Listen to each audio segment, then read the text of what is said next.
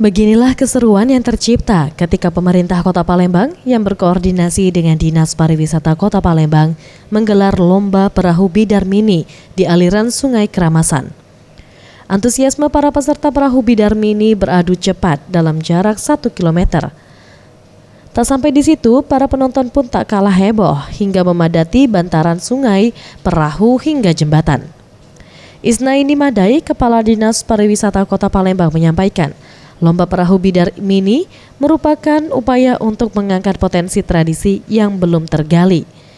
Jika selama ini bidar identik dengan perahu besar dengan kapasitas puluhan orang, namun khas di Sungai Keramasan perahu bidar mini yang hanya dimuat 5 orang. Nantinya lomba ini akan dilakukan setiap tahun dengan harapan dapat menjadi potensi pariwisata yang dapat mendatangkan wisatawan baik lokal maupun internasional.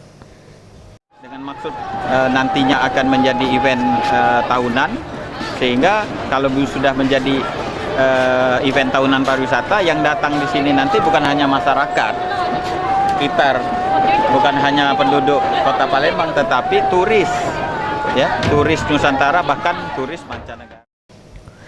Dalam lomba perahu bidar mini diikuti oleh 53 peserta yang tak hanya berasal dari kawasan Keramasan, namun juga ada yang berasal dari kawasan lainnya di Palembang.